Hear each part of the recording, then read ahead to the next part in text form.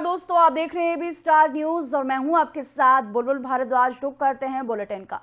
बसपा प्रमुख मायावती ने गृह मंत्री अमित शाह के विवादित बयान को लेकर कई प्रतिक्रिया जो है उनकी सामने आई है और उन्होंने कहा है कि अगर अमित शाह अपने बयान पर माफी नहीं मांगते हैं तो उनकी पार्टी 24 दिसंबर को देशव्यापी आंदोलन करने के लिए तैयार है। वहीं मायावती ने कहा कि गृह मंत्री अमित शाह का बयान पूरी तरीके से अपमानजनक और अनुचित था और उन्होंने उनसे इस बयान को वापस लेने और पश्चाताप करने की भी मांग उठाई है। वहीं बसपा प्रमुख की आरोप है कि अमित शाह ने जानबूझकर और साजिश के तहत समाज को बांटने की कोशिश की है, जिससे समाज में नफरत और तनाव फैल सकता है। ये प्रतिक्रिया मायावती के जो है सामने आई है, जहां पर मायावती ने अमित शाह से माफी की मांग उठाई है। वहीं इस पर तमाम जानकारी के लिए हमारे साथ इसने कमल सेठ जी जुड़ रहे हैं जो तमाम जानकारी देंगे। कमल जी, मायावती ने 25 दिसंबर को देशव्यापी आंदोलन का आगाज कर दिया है, तो क्या गृह मंत्री करने वाले हैं और क्या एक्शन जो है मायावती का होगा? जी, पिछले काफी दिनों से शांत बैठी मायावती को बैठे बिठाए बहुत बढ़िया मुद्दा मिल गया, जिससे जो है संसद में बाबा साहब अम्बेडकर को लेकर जो गृह मंत्री अमित शाह का बयान था उसको लेकर अब बहुजन समाज पार्टी बिल्कुल जो है हमलावर है। केंद्रीय गृह मंत्री अमित शाह के बयान पर मायावती ने जो है उनसे माफी की मांग की है। सोशल मीडिया प्लेटफॉर्म एक्स पर उन्होंने कहा कि अब केंद्रीय मंत्री बाबा साहब भीमराव अम्बेडकर के पर दिए गए बयान को लेकर वापस नहीं लेते या माफी नहीं मांगते बच्चे समाज से, तो 24 दिसंबर को देश भर के सभी जिला मुख्यालयों पर बहुजन समाज पार्टी एक शांतिपूर्वक जो है आंदोलन करेगी। उन्होंने कहा कि वंचित समाज के लिए संविधान के रचयिता बाबा साहब अम्बेडकर भगवान की तरह पूजनीय है। केंद्रीय मंत्री द्वारा दिया गया उनका यह बयान अनादर है, वंचित समाज के दिलों को आहत पहुंचाने वाला है। संसद में डॉक्टर अम्बेडकर की गई टिप्पणी प्रदेश के सर्व समाज के लोगों में आक्रोश और जो है वो आंदोलित है। तो बसपा प्रमुख मायावती ने कहा कि बहुजनों के आत्मसम्मान के साथ जीने के लिए कड़े संघर्ष और आरक्षण सहित तमाम जो कानूनी अधिकार दिलाने वाले बाबा साहब अम्बेडकर के न रहने पर उनके अनुयायियों के हित और जो कल्याण सबसे बड़ा सम्मान है, इसके लिए बसपा पूर्ण समर्पित है। फिर उन्होंने आगे लिखा कि संविधान को लेकर राज्यसभा में भाजपा और कांग्रेस के बीच जो चर्चा स्थिति है, आरोप प्रत्यारोप को बसपा प्रमुख ने बीते दिनों हमला बोला और कहा कि बीजेपी एंड कंपनी के लोग बाबा साहब अम्बेडकर की आड़ में राजनीतिक रोटी सीखने के बजाय उनका पूरा आदर सम्मान करे। कुल मिलाकर जो है मायावती ने स्पष्ट कह दिया कि अगर अमित शाह माफी नहीं मांगते, अपना बयान नहीं वापस लेते, 24 दिसंबर को जो है बहुजन समाज पार्टी देश के सभी जिला मुख्यालयों पर प्रदर्शन करेगी। जी कमल सेठ जी, मायावती ने यह भी कहा है कि भड़काऊ बयान से बचें अमित शाह। उन्होंने इन सभी भड़काऊ जो बयान, उन पर यह आरोप लगाया है कि भड़काऊ बयान देना बंद करें। जी, जिस तरह से अमित शाह का जो बयान था, हालांकि अमित शाह का आरोप है कि मेरे बयान की जो क्लिपिंग है जो 11-12 सेकंड की दिखाई जा रही है वो जो है काट छाट के एडिट की गई है।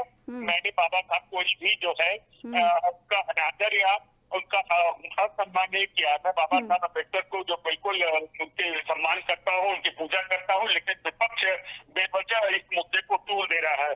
वही लेकिन जिस तरह उनका बयान आया था जिसमें उन्होंने कहा कि अम्बेडकर करने का फैसला हो गया है, इतना नाम अगर भगवान कहते 7 जन्म जो है कर जाते। बयान को लेकर लगातार जो है विपक्षी दल पिछले कई दिनों से लगातार प्रदर्शन कर रहा, क्योंकि अब इस कड़ी में जो है जो बहुजन समाज पार्टी की प्रमुख है मायावती, वो भी इसमें आगे आ चुकी है और उन्होंने स्पष्ट कहा कि जब तक अमित शाह माफी नहीं मांगेंगे या अपना बयान वापस नहीं लेंगे, अगर नहीं करते 24 दिसंबर को जो है बहुजन समाज पार्टी देश के सभी जिला मुख्यालयों पर प्रदर्शन करेगी। इसने कमल सेठ जी, आंदोलन तो है विपक्ष की तरफ से लगातार जारी है। बसपा हो चाहे कांग्रेस हो, तमाम जिलों में अमित शाह के खिलाफ जो प्रदर्शन करते हुए नजर आ रहे हैं, लेकिन अब सवाल ये भी है कि क्या गृह मंत्री अब इसका कुछ समाधान करेंगे? गृह मंत्री ने इसके बाद खुद भारतीय जनता पार्टी मुख्यालय में प्रेस वार्ता की थी और उन्होंने स्पष्ट कहा था कि कृपया मेरा पूरा बयान देखा जाए, मात्र 11 या 12 सेकंड का जो क्लिप है उसे न देखा जाए। तो गृह मंत्री अपनी ओर सफाई जो है पहले ही भारतीय जनता पार्टी का जो दिल्ली में मुख्यालय है दीनदयाल उपाध्याय मार्ग, वहां पर प्रेस वार्ता करके उन्होंने अपनी तरफ से सफाई देती है। लेकिन विपक्ष के तमाम जो दल है, चाहे कांग्रेस हो, चाहे समाजवादी पार्टी हो, टीएमसी हो या अब बसपा भी हो, सभी ने एक सुर में अमित शाह से इस्तीफे की और उनसे माफी की मांग की है। जी जी, तमाम जानकारी के लिए इसमें कमल सेठ जी आपका बहुत बहुत धन्यवाद।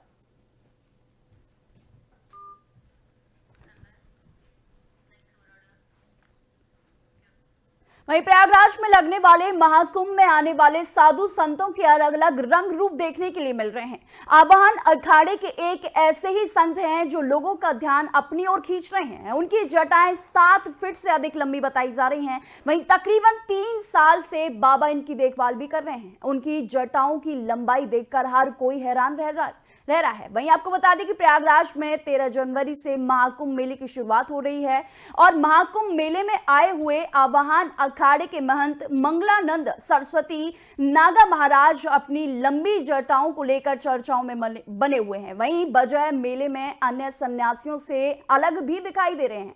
वहीं बाबा की जटाएं 7 फीट से भी लंबी हैं। वहीं अपनी जटाओं को लपेटकर जब वह बांध लेते हैं तो उनकी जटा सर के ऊपर मुकुट की तरह दिखने लगती है। वहीं महंत मंगलानंद सरस्वती महाराज आवाहन अखाड़े के नागा सन्यासी भी हैं। वहीं हरियाणा के करनाल जिले के रहने वाले महंत मंगलानंद सरस्वती माता भद्रकाली मंदिर के महंत भी हैं। वहीं आपको बता दें कि महाकुंभ की शुरुआत 13 जनवरी से होने वाली है। वहां पर अनेकों संत जो हैं महाकुंभ में पहुंच रहे हैं। वहीं तमाम जानकारी के लिए हमारे साथ प्रयागराज से हमारे संवाददाता नितिन अग्रहरी जुड़ रहे हैं जो तमाम जानकारी देंगे। नितिन जी, जो ये महंत है मंगलादास जो महाराज हैं, इनका जो चर्चाओं में बनने का विषय है वो क्या है? जी बता दें, महंत दास अपने 30 सालों से बाबा की इनकी देखभाल कर रहे हैं, क्योंकि 7 फीट की लंबी जटाएं तकरीबन लोगों पे ध्यान एक आकर्षण की ओर खींच रहा पूरे माघ मेले के अंदर और कुंभ मेले को लेकर। सबसे ज्यादा बड़ी बात यह है कि 30 सालों से बाबा इसकी देखभाल कर रहे हैं और इनकी जटाओं की लंबाई देखकर सारे जितने भी अखाड़ों के हैं सारे लोग हैरान हैं, क्योंकि बता दें 7 फीट से ज्यादा लंबी है और अपनी जटाओं को लपेट के बांधे सिर पर मुकुट की तरीके रखे हुए हैं। मंगलादास महाराज सरस्वती जी। जी जी जी। और ये जो महंत और भी महंत वहां पहुंच रहे हैं तो कैसा माहौल वहां नजर आ रहा है? कितना भक्तिमय माहौल जो है प्रयागराज में नजर आ रहा है नितिन जी? जी बात करें, काफी लोग दूर दराज से, विदेशी से भी लोग यहाँ पे साधु संतों के साथ विदेश से भी लोग यहाँ पे आ चुके हैं और अपने अपने अखाड़ों के शुरुआत हो चुकी है, क्योंकि 13 जनवरी से इस कुंभ का शुरुआत हो जाएगा और 14 तारीख को पहला ही स्नान पर्व होगा। इससे लोगों से दूर दूर से आने के संकेत है, क्योंकि मेला कुंभ मेला को लेकर लोगों को भव्यता और एक दिव्यता की ओर है। जी। और जितनी दिव्यता के साथ ये 13 जनवरी से शुरू होगा, वहीं जो साधु संत जो तमाम वहां पहुंच रहे हैं उनकी सुविधा जो है, किस तरीके से उनके लिए सुविधा वहां पे की गई है और क्या क्या नजारा जो है वहां का है नितिन जी? जी बता दें, मेला काफी बड़ा है और मेले में काफी ज्यादा महत्वपूर्ण है और सुरक्षा को लेकर बात करें, पुलिस प्रशासन की मुस्तैदी वहाँ पे है। ड्रोनों से भी देखरेख की जाएगी और खासतौर वहाँ के अधिकारियों ने, जिला अधिकारियों ने, पुलिस चप्पे पुलिस प्रशासन और जो बाबाओं का जो दूर दूर से बाबा और साधु संत आएंगे उनके रिहर्सल पे सीधा पुलिस प्रशासन के अंडर पे दर्ज होगा। जी जी जी जी जी। तमाम जानकारी के लिए आपका बहुत बहुत धन्यवाद नितिन जी। हमारे इष्ट देवता जो है आदि सिद्ध गणेश भगवान है और उनके माता पिता जो है गौरी गणेश है, तो वो भी उनके माता पिता इष्ट देवता है और हमारे भी इष्ट देवता भगवान गणेश है। इसी हिसाब से भगवान भोलेनाथ के हम लोग सब लोग गढ़ हैं, उनके संख्याएँ हम लोग आदि गुरु शंकराचार्य जी की ये सब फौज है, उन्होंने इसको जो है विस्तार करे हैं। ठीक है ना, उसी के आधार पे हम लोग नागा सन्यासी होते हैं। जो धर्म के ध्वजा लगे हैं इनके नीचे हम लोगों के 4 तनी लगते हैं और इसी में अपने लोग रहते हैं, संस्कार होते हैं, बाकायदा भजन करते हैं, तपस्या करते हैं। तो हम लोग नागा सन्यासी लोग हैं, दर्शनी होते हैं। तो भगवान शिव के सिर पे जटा है और उन्हीं में से गंगा माई निकली है, तो अपने साधु हैं, तो इसीलिए साधु जो है, साधु का एक जो है जटा भगवान शिव के रूप में शोभायमान होता है। हमारे इष्ट देवता जो है आदि सिद्ध गणेश भगवान है और उनके वहीं हरिद्वार में कांग्रेस लगातार हर की पौड़ी कॉरिडोर योजना का विरोध कर रही है। आज कांग्रेसियों ने एक बार फिर से भाजपा सरकार का पुतला फूंका और कॉरिडोर योजना की डीपीआर सार्वजनिक करने की मांग भी उठाई। वहीं शिव मूर्ति चौक पर भाजपा सरकार के खिलाफ जमकर नारेबाजी भी कांग्रेसियों के द्वारा की गई। वहीं इस दौरान कांग्रेस नेताओं ने आरोप लगाया कि बिना हरिद्वार की जनता की राय लिए भाजपा सरकार हर की पौड़ी कॉरिडोर योजना को धरातल पर उतारना चाहती है, जिससे व्यापारियों में भी भ्रम की स्थिति बनी हुई है। वहीं कांग्रेसियों ने सरकार से कॉरिडोर योजना को डीपीआर सार्वजनिक करने की मांग की है और मांग पूरी ना होने पर जन आंदोलन करने की भी चेतावनी कांग्रेसियों के द्वारा भाजपा सरकार को दी गई है। माननीय मुख्यमंत्री जी कह गए थे कि कॉरिडोर और जो आपका है पोर्ट टैक्सी कार, तो उसका निर्माण होगा, जरूर होगा। और हमारी पहले से मांग है कि हमने कहा था कि भाई कॉरिडोर यदि बनेगा तो वो जो यहाँ की आबादी है, जो यहाँ के निवासी हैं, उनसे सलाह मशवरा करके ही बनेगा। लेकिन हमने पिछले दिनों देखा है, काशी में हो या उज्जैन में हो, तो वहाँ किसी से कोई सलाह मशवरा नहीं किया है। तो इसके विरोध में हमने आज सरकार का, भाजपा सरकार का, मुख्यमंत्री का पुतला दहन किया है। भाजपा सरकार लगातार कॉरिडोर को मामले ले करके जनता को गुमराह करे जा रही है। कभी कहती है ऐसे नहीं होगा, यहाँ नहीं होगा, ऐसे नहीं करेंगे, लेकिन हम लोग सब व्यापारी वर्ग भी और हमारी सरकार उन्हीं के साथ है। कांग्रेस सरकार व्यापारियों के साथ है कि इनके भविष्य के साथ खिलवाड़ हो रहा है। ना तो उनको डीपीआर शो करें, सार्वजनिक करें, ताकि व्यापारी लोग सुनिश्चित कर सके अपने भविष्य को। माननीय मुख्यमंत्री जी कह गए थे कि कॉरिडोर और तमाम जानकारी के लिए हरिद्वार से हमारी संवाददाता अर्चना धीरंगा जुड़ रही हैं, जो तमाम जानकारी देंगे। अर्चना जी, ये जो कांग्रेसियों के द्वारा हर की पौड़ी कॉरिडोर योजना है, इस पर जो है प्रदर्शन लगातार देखा जा रहा है, तो ये हर की पौड़ी कॉरिडोर का जो ये मामला है, इसको विस्तार से जरा हमारे दर्शकों को बताइए। जी बिल्कुल, मैं आपको बताना चाहूंगी, लगातार हर की पौड़ी पर पुतला दहन और बैठक को लेकर शिव मूर्ति चौक पर भी प्रदर्शन किया जा रहा है। कॉरिडोर को लेकर वरिष्ठ यहाँ कांग्रेसियों का कहना है, नेताओं का कहना है कि अगर कॉरिडोर बनता है काशी की तर्ज पर, सरकार द्वारा जो काशी की तर्ज पर यहाँ पे उत्तराखंड हरिद्वार जैसी जगह पे अगर कॉरिडोर बन जाती है तो उसकी पौराणिकता खत्म हो जाएगी, उसकी सुंदरता खत्म हो जाएगी। यहीं पर आपको बुलबुल बताना चाहूंगी कि व्यापारियों का जो स्थानीय लोग हैं, नागरिक हैं, और यहाँ व्यापारियों का व्यापार भी नष्ट हो जाएगा, पौराणिकता नष्ट हो जाएगी। इससे लोगों में आक्रोश नजर आ रहा है। जी बुलबुल। अर्चना जी, इस प्रदर्शन में कितने व्यापारी और जो कांग्रेस के कार्यकर्ता हैं, कितने संख्या में जो है प्रदर्शन में शामिल हैं? क्योंकि यहाँ पे लगातार प्रदर्शन हो रहा है, तो कभी 400, कभी 500, कभी 200, कभी 150 की संख्या में लोग एकत्रित होते हैं। लोगों का, व्यापारियों का कहना है कि हमारा व्यापार यहाँ पे खत्म होता नजर आ रहा है। अगर कॉरिडोर बनता है तो सबसे बड़ी बात है कि व्यापार खत्म होगा, व्यापार बढ़ाया भी जा सकता है, घटाया भी जा सकता है, लेकिन जो पौराणिकता है हरिद्वार की, जो मेन हरिद्वार की पौराणिकता है, वो नष्ट हो जाएगी। उसको हरगिज हम बर्दाश्त नहीं कर सकते। और यही आपको बता दूं बुलबुल की वरिष्ठ नेता जितने हैं यहाँ के कांग्रेस के, जो पदाधिकारी वगैरह हैं, उनका कहना है कि तब तक ये जल शांत नहीं होगा जब तक कॉरिडोर की आधिकारिकता वापस नहीं की घोषणा नहीं होती है। जी बुलबुल। अर्चना जी, भाजपा सरकार के खिलाफ जो है प्रदर्शन तो देखा जा रहा है, लेकिन इनकी मांग क्या है और कब तक जो है अंदाजा लगाया जा सकता है कि इनका प्रदर्शन इसी तरीके से जारी रहने वाला है? जी बिल्कुल, मैं आपको बताना चाहूंगी कि यहाँ पे कांग्रेसियों के साथ साथ यहाँ के जो स्थानीय नागरिक है, स्थानीय नागरिक के साथ जो व्यापारी हैं, जो व्यापारी व्यापार करते हैं, उन सभी का यही कहना है कि अगर यहाँ पर कॉरिडोर बन जाता है तो हरिद्वार की सुंदरता खत्म होती है। पहली बात, सुंदरता भी, सौंदर्यीकरण हो रहा है, पौराणिकता खत्म हो जाएगी।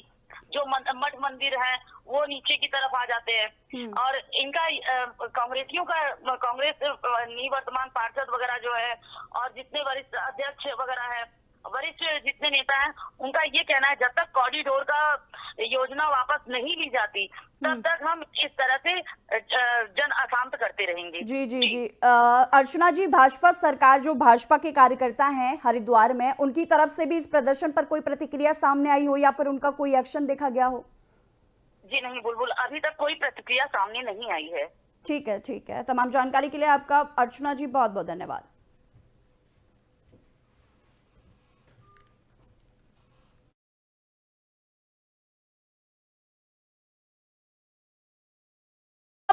29 परीक्षा केंद्रों पर पीसीएस प्री की परीक्षा शुरू हो गई है। वहीं आपको बता दें कि 12,846 अभ्यर्थी परीक्षा देने के लिए परीक्षा केंद्रों पर उपस्थित हैं। वहीं आपको बताते चले कि परीक्षा 2 पालियों में होंगी।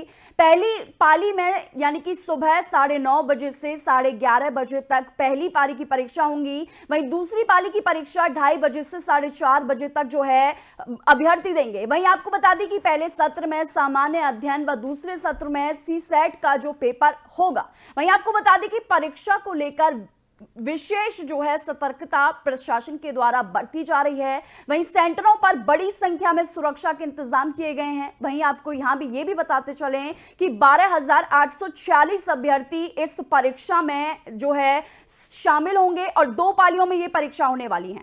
वहीं आपको बता दें कि इस पर तमाम जानकारी के लिए परीक्षा केंद्रों से हमारे साथ हमारे संवाददाता मुरादाबाद से शाहरुख हुसैन जी हमारे साथ जुड़ रहे हैं, जो तमाम जानकारी देंगे। शाहरुख जी, परीक्षा हो रही है तो क्या व्यवस्था की गई है, कितना पुख्ता इंतजाम प्रशासन के द्वारा किया गया है, जरा बताइए। आज पीसीएस की प्री परीक्षा है, जिसको लेकर मुरादाबाद में जो 2 पाली में पीसीएस परीक्षा का जो है एग्जाम चल रहा है, जिसमें जो सामान्य अध्ययन का एग्जाम था वो सुबह की पाली यानी 9:30 से 11:30 के बीच हो चुका है। तो अब दूसरी जो पाली है जिसमें सीसेट का एग्जाम होना है तो वो 2:30 बजे से 4:30 के बीच होगा, जिसमें 12,846 अभ्यर्थी मौजूद है। और इसके साथ ही 2 पाली में ये परीक्षा की जा रही है। इसके साथ ही मुरादाबाद में इस एग्जाम के लिए 29 सेंटर बनाए गए, जिसमें मजिस्ट्रेट की भी ड्यूटी लगाई गई है। इसके साथ ही अगर सुरक्षा बल की बात करें तो 15 इंस्पेक्टर, 50 सब इंस्पेक्टर और 200 महिला एवं पुरुष कांस्टेबल की तैनाती की गई है। और चप्पे चप्पे पर पुलिस बल तैनात है। इसके साथ ही एसपी सिटी एसएसपी खुद इसकी निगरानी कर रहे हैं और उनकी निगरानी में इस परीक्षा को कराया जा रहा है। जी जी जी शाहरुख जी, पहली पाली की परीक्षा संपन्न हो चुकी है, तो क्या पहली पाली में कोई ऐसा जो है देखा गया कि परीक्षा लीक का कोई मामला सामने आया हो या फिर विद्यार्थी का कुछ मामला, जैसे कि काफी सेंटरों पर देखा गया है कि लड़ाई झगड़े जो है सामने आते रहते हैं, तो पहली पाली की परीक्षा अच्छी तरीके से संपन्न हुई पुख्ता इंतजाम के बावजूद? देखिए, जिस तरीके से पहली पारी की परीक्षा जो सुबह 9:30 से 11:30 के बीच होनी थी तो वो शांतिपूर्ण तरीके से संपन्न हो गई। और इसी को देखते हुए जिस तरीके से शांति व्यवस्था बनाए रखने और बेहतर तरीके से परीक्षा कराने के लिए भारी पुलिस बल तैनात किया गया था। इसके साथ ही एसपी सिटी, सीओ और कई वरिष्ठ अधिकारी यहाँ पर मौजूद थे। अब दूसरी पाली में जो है सीसेट का एग्जाम होना है। इसके साथ ही 2:30 बजे से 4:30 के बीच होगा। अभी तक किसी भी तरीके की कोई भी पेपर लीक या इस तरीके की कोई भी बात सामने नहीं। शांतिपूर्ण तरीके से पहली पाली का जो एग्जाम है सामान्य अध्ययन का हो चुका है। जी जी जी और अभ्यर्थियों में कितना उत्साह इस परीक्षा के लिए जो देखा गया, क्योंकि पहली पाली की परीक्षा भी हो चुकी है, तो कितना उत्साह जो है अभ्यर्थियों में देखा गया? शाहरुख जी, देखिए, जिस तरीके से पहली पाली की जो परीक्षा हुई है सामान्य की परीक्षा थी और जिसमें पीसीएस का ये प्री एग्जाम है, तो जो अभ्यर्थी थे वो काफी खुश नजर आ रहे हैं और कह रहे हैं कि काफी अच्छा एग्जाम गया है और सब अपने अपने जो है दावे कर रहे हैं। और अब जिस तरीके से अभी देखना होगा दूसरी पाली में जो है अब जो है सीसेट का पेपर का एग्जाम होना है, तो साफ तौर पर जो है अभ्यर्थी खुद नजर आ रहे हैं और भारी पुलिस बल तैनात किया गया है। इसके साथ ही जो 9 पेपर सेंटर बनाए गए हैं वहां पर मजिस्ट्रेट की भी ड्यूटी लगाई गई है और भारी पुलिस बल तैनात है और शांतिपूर्ण तरीके से ये जो है पीसीएस प्री की परीक्षा हो रही है। जी जी जी तमाम जानकारी के लिए शाहरुख जी आपका बहुत बहुत धन्यवाद।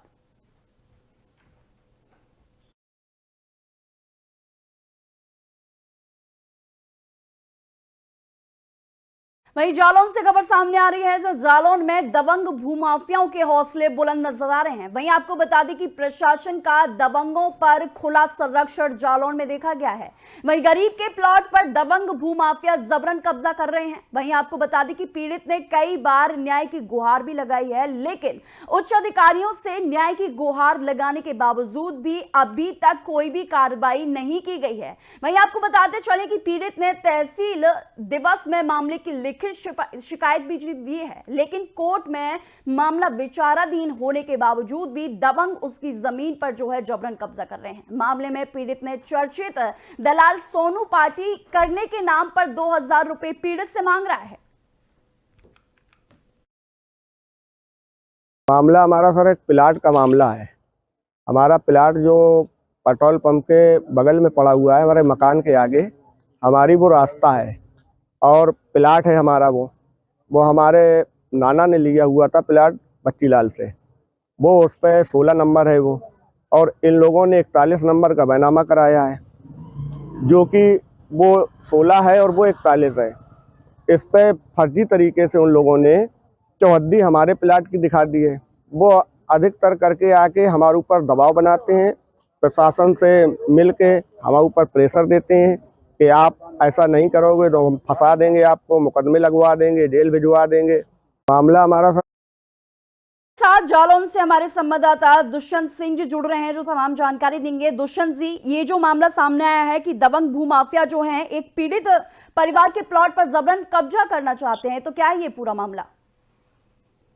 जी, मैं आपको बताना चाहूंगा कि ये कालपी क्षेत्र का मामला है, कालपी तहसील का मामला है, जिसमें ये जो पीड़ित व्यक्ति है ये प्रशासन से कई समय से गुहार लगा रहा है कि हमारे मामले को सॉल्व किया जाए, लेकिन प्रशासन आश्वासन दे देता है और आश्वासन के अलावा कुछ भी नहीं मिलता उसे। और बराबर ये मामला कोर्ट में भी चल रहा है, लेकिन इसके बावजूद भी दबंग प्लॉट पर कब्जा करने की लगातार धमकी दे रहे हैं और प्रशासन से ये लगातार व्यक्ति मांग कर रहा है। काफी लंबे समय से परेशान है व्यक्ति, लेकिन इसको आश्वासन पर आश्वासन दिया जा रहा है, लेकिन शिकायत का निस्तारण नहीं किया जा रहा है। और अगर प्रशासन भूमाफियाओं पर थोड़ा नजर रखे और उन पर थोड़ा काबू पाए तो हो सकता है कि ये कालपी का ही नहीं बल्कि पूरे जनपद जालौन से भूमाफियाओं से छुटकारा मिल सकता है। जी दुष्यंत जी, जब पीड़ित ने इस मामले पर तमाम जानकारी दी, लेकिन पीड़ित का जो कहना है कि जो सोनू दलाल है वो 2000 रुपए उससे मांग रहा है, तो उसके ऊपर पीड़ित का क्या कहना है? फिर से शिकायत करने के लिए उसने गुहार लगाई क्या? जी, पीड़ित ने सोनू और उनके कुछ और भी लोग हैं, ये 2000 रुपए की मांग कर रहे हैं, लेकिन प्रशासन से इसने मांग की है कि हमें इन लोगों से मतलब बचाया जाए, लेकिन प्रशासन ये कह के टाल देता है कि जाओ तुम जाके रहो, कोई परेशान नहीं करेगा, हम लोग हैं तुम्हारे साथ। लेकिन तो आश्वासन दे करके भेज दिया जाता है। जी जी, लेकिन अब प्रकाशित खबर होने के बाद क्या लगता है प्रशासन इस पर एक्शन लेगा? पहले भी अगर खबर कोई किसी भी चैनल पे प्रकाशित होती है तो प्रशासन एक्शन में आ जाता है, और मुझे पूरी उम्मीद है कि खबर चलने के बाद प्रशासन एक्शन में आएगा और पीड़ित को न्याय मिलेगा। जी जी जी जी, धन्यवाद आपका दुष्यंत जी तमाम जानकारी देने के लिए।